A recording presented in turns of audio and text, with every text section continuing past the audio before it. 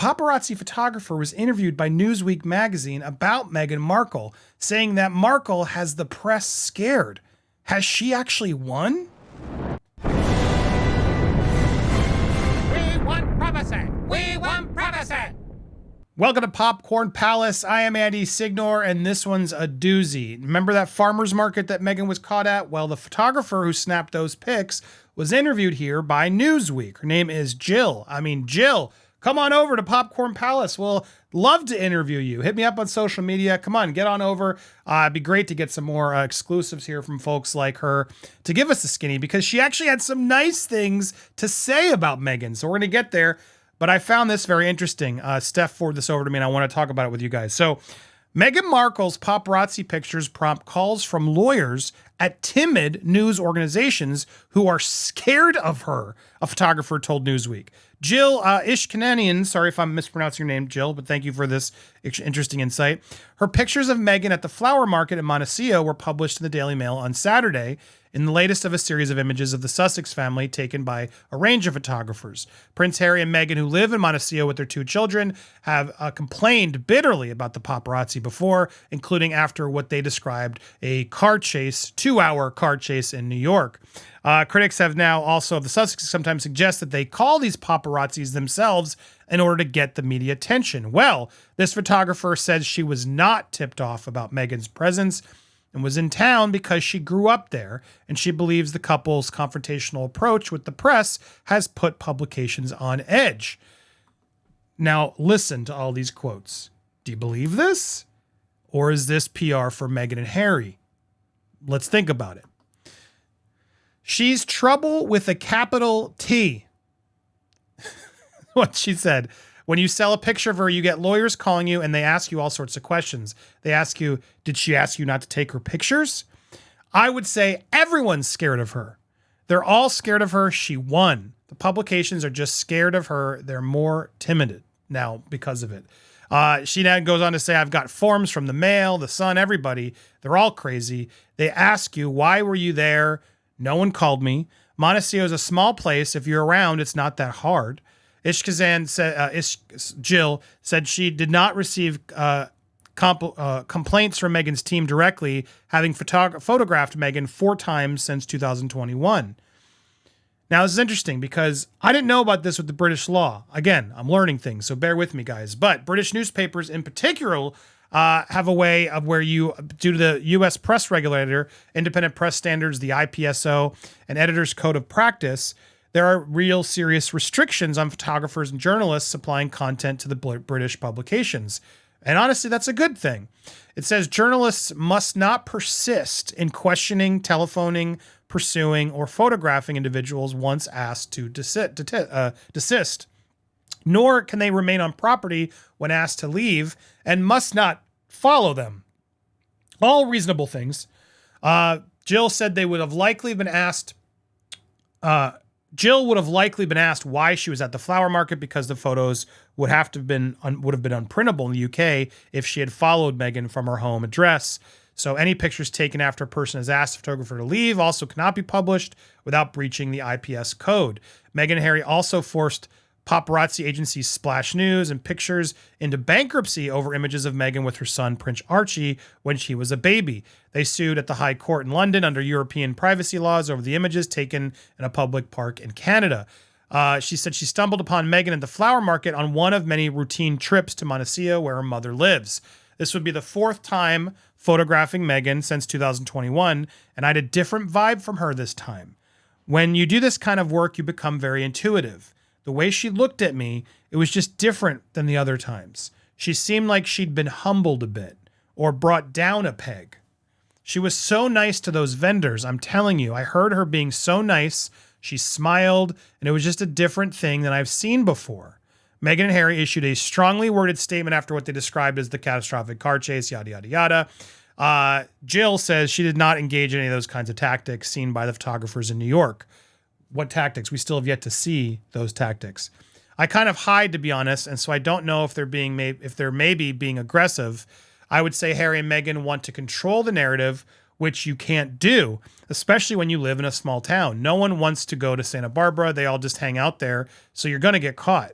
However, she also said she is warming to the Sussex after they showed up to their local 4th of July celebrations. I'm going to say something nice about these two. I've lived here on and off for 58 years. Every year I've gone to the 4th of July, the parade, the fireman's pancake breakfast. I've done all this stuff. I used to always say, why do no celebrities go to support the firefighters and the local things? When I saw that Meghan and Harry went out there and supported the fire trucks going by, I thought, I've got to hand it to them. That's the first celebrity that has ever done that. And then she was nice to me the other day, so I'm getting more on their team. Now, did she like show up and donate and like support the firefighters, or she took her kids to watch fire trucks? Big difference. Now, what do you think? Some of you are immediately gonna be like, oh, this girl's paid off. This photographer's paid off. This all must be a scam. I got no proof of that. I'd love to speak to Jill directly. Doesn't seem like that's the case here. And it's interesting because she does, say, look, she's got him scared. Or is that a tactic here where they're trying to get this news story out there where they're like, beware, photos will go out there. Now, the rules here in the US aren't the same. So when she's caught out there, they can be a little bit more aggressive here. And then I assume if the US publications post them, then the UK publications could grab them too. So I wouldn't be surprised if there was some tandem way to work around some of these bylines. But here in Santa Barbara, right, California, it's not the same rules as they are used to. So it's very interesting how she knows all about the UK press regulations and everything else. I guess she doesn't. The article's trying to do it. It's hard to not see this as a puff piece for Meghan. Almost like a warning shot. Yo, be careful. I got you. I won. And then it's also like, no one calls me. This photographer, a second article in Newsweek from the same interview, the same article, how this is out there like, was she ever tipped off by Meghan? She absolutely does not. No one calls me. Trust me. I have absolutely no support. I do everything by myself. It's a total pain in the butt when you get their picture, to be totally honest. She spends a lot of time in Montecito because she grew up there. I saw pink and white striped golf cart with Katy Perry's dad holding flowers, sitting next to it, someone talking to me. And that's how she stumbled upon her father. I said, oh my God, here's my chance to get Katy Perry's dad. So I flipped the car around. I was trying to cross into a parking area. This big guy in a blue shirt was in front of me and he backed away. Then he flipped his hand and said, go ahead.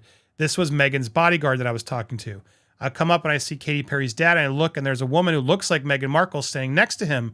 I start taking pictures and here comes the blue shirt guy, big guy, and I realize that's her bodyguard and it's absolutely her.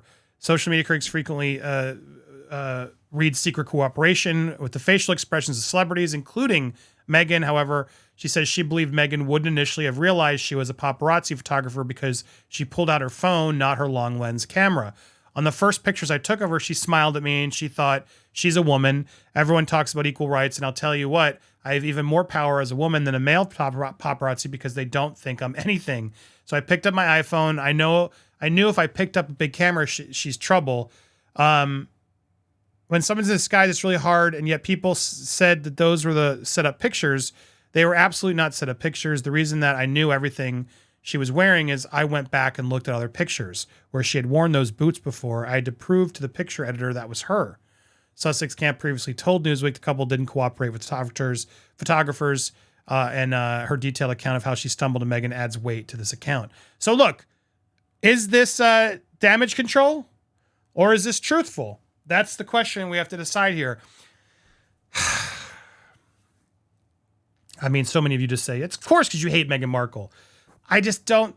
I agree with some of the details that Jill's giving because I'm sure there are specific rules they have to follow to make sure they aren't sued.